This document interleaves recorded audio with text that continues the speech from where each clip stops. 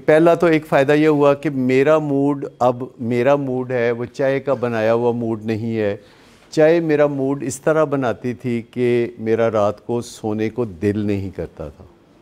मेरा दिल करता था कि मैं एवं टीवी देखता रहूं, टॉक शो देखता रहूं, जो रात 9 बजे वाला टॉक शो है या 8 बजे वाला टॉक शो है 11 बजे फिर देख लूं, 2 बजे फिर मैं याद कर लूँ। तो सोने को दिल नहीं करता, विल टू स्लीप ख़त्म थी। और जब आप रात को देर से सोएंगे तो सुबह आप देर से उठेंगे और आपके ज़हन में होगा कि जल्दी जल्दी मैं अब तैयार हूँ। आप आराम से नहीं तैयार होंगे, बल्कि फिर आप भाग दौड़ करके कोशिश करके बड़ी तेज़ी से तैयार होंगे ताकि अपने टाइम पे पहुँचें।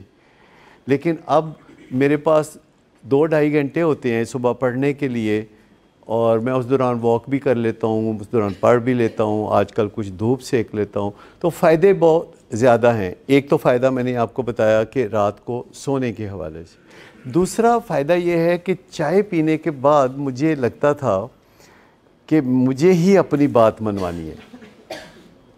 अच्छा, ये पता नहीं, आप गौर करेंगे तो समझ आ जाएगा कि जो सेंट्रल नर्वस सिस्टम स्टिमुलेंट्स होते हैं, जो सेंट्रल नर्वस सिस्टम के स्टिमुलेंट्स होते हैं, चाय, कॉफ़ी, रिटालिन और आइस और कोकेन, ये आपको कहते हैं कि बस तेरा ही राज होएगा, तू ही मनवानी है सारियां गल्लां ते मननी किसी दी नहीं। सिगरेट भी उसमें शामिल है, सिगरेट पार्शियली उसमें शामिल है। तो ये जितने स्टिमुलेंट्स हैं ये आपको अपनी बात पे अड़ जाने के लिए और ज़िद करने के लिए मजबूर करते हैं। आप ये कहने पे आमादा नहीं होता कि अच्छा चलो मैं तुम्हारी मान लेता हूँ, चलो तुम मेरी मान लो, चलो आधी आधी कर लेते हैं। या जो फैमिली मेम्बर्स के साथ या दोस्त अहबाब के साथ आपका जो रिश्ता है वो ऑटोक्रेटिक होता है चाय, सिगरेट और इस तरह की चीज़ों के साथ, यानी कि नशों की ये किस्म है। बाकी नशों की किस्में हैं, उनमें अपनी अपनी ख़राबियाँ हैं। जैसे अल्कोहल है तो वो कहती है कोई नहीं जो दिल करदा कर, कोई पूछने वाला नहीं तेनू, कोई वैल्यूज़ का ख्याल नहीं होता, कोई किसी कायदे कानून का बिल्कुल एहसास नहीं होता, लाल बत्ती का कोई ख्याल नहीं होता। और बंदा कहता है कि जो तू करना है कर, तू फिक्र ना करते, अपना तू गिल्टी ना फील कर। और इस तरह जो चरस का नशा है वो एक रियलिटी चेंज कर देता है। एक अच्छे भले बंदे को उसकी फ़िलॉसफी सारी चेंज कर देता है, उसका सारा तर्ज़ ज़िंदगी चेंज कर देता है। वो एक बबल में रहना शुरू कर देता है। बबल समझते हैं?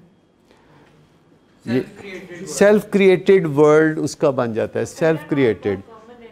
और पैरानोया होना ये बहुत सारे नशों का कॉमन हिस्सा है। पैरानोया का मतलब है शक्की वहमी हो जाना, झगड़ालू सा हो जाना, ये नशों का कॉमन असरात है। और नारकोटिक का जो नशा होता है ये जिस्मानी और ज़हनी तकलीफ़ों को दूर कर देता है और आपको आपकी लिमिट का पता नहीं चलने देता।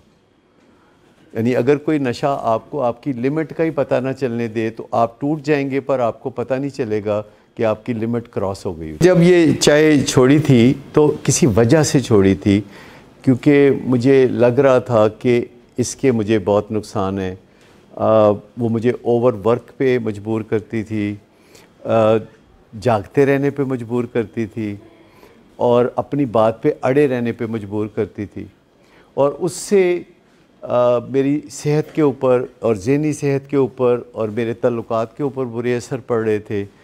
और आहिस्ता आहिस्ता मैं अब उन करैक्टर डिफ़ेक्ट्स पे भी काम कर रहा हूँ, अपने करैक्टर डिफ़ेक्ट्स पे, जो कि 50 साल चाय पीने के दौरान मैंने एक्यूमुलेट किए। 50 साल, पूरे 50 साल। देखो, ग्रुप है सेंट्रल नर्वस सिस्टम का स्टिमुलेंट। तो जो लोग भी चाय, कॉफ़ी, रिटालिन, आइस और कोकेन तक हैं, आप उनके बिहेवियर्स देख लें।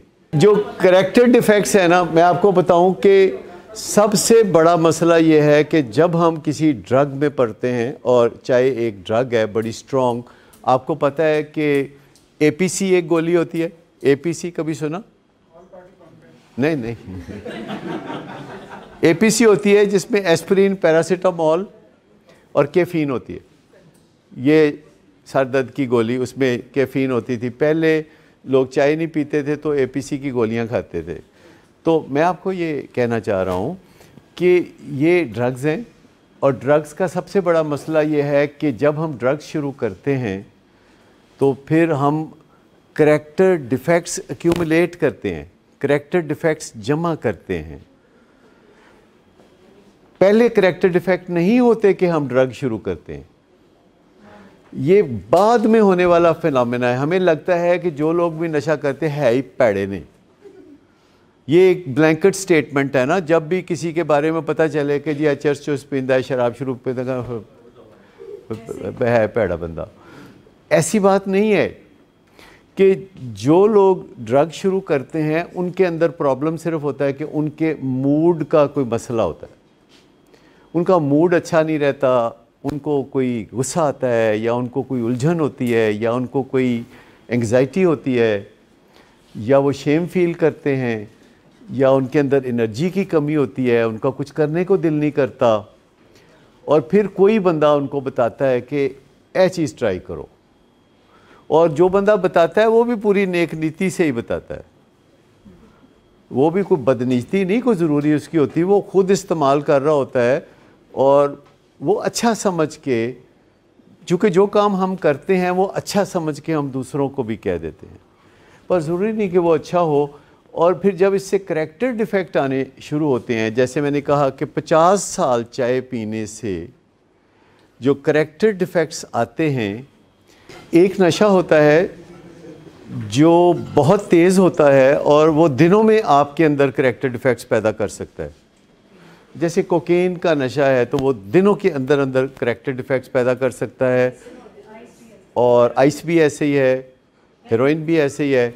तो मैं आपको बताऊं कि करैक्टर डिफेक्ट्स जब जमा होने शुरू होते हैं तो इवन पता भी नहीं चलता कि ये करैक्टर डिफेक्ट हैं। लेकिन हर नशा हमें अपने हमरा बोनस के तौर पर करैक्टर डिफेक्ट्स देता है। झूठ बोलना, ज़िद्दी हो जाना, दूसरे की ना सुनना, दूसरे को ठेस पहुँचाना, दूसरे को तकलीफ़ पहुँचाना, अपने आप को राइटियस समझना, दूसरे को गलत समझना। लेकिन जब आप फिर छोड़ते हैं नशा और आप किसी रिकवरी में होते हैं और आप साथ सीख रहे होते हैं, तो आपको अपनी गलतियों का एहसास होने लगता है, आप नादिम होने लगते हैं। फिर कभी बैठे बैठे आपकी आंखों में आंसू आ जाते हैं कि आप लोगों के साथ कितनी तकलीफ़ दे चीज़ें करते रहे। ये जो करैक्टर डिफेक्ट्स वाली बात है ना, इसका मतलब आपको बहुत बड़ा बड़ा ना लिया करे। करैक्टर डिफेक्ट्स क्या होते हैं? झूठ बोलना, वादे पूरे ना करना, अपने फ़राइज़ पूरे ना करना, ज़िम्मेदारियाँ ना उठाना, ये है करैक्टर डिफेक्ट्स। बंदे को एहसास ही नहीं होता कि मैं कर क्या रहा हूँ, वो कहता है कि किसी को क्या पता। लेकिन मैं आपको बताऊँ कि एक ख़तरनाक बंदा होता है जिसको पता होता है। वो बंदा ख़तरनाक कौन है? खुद।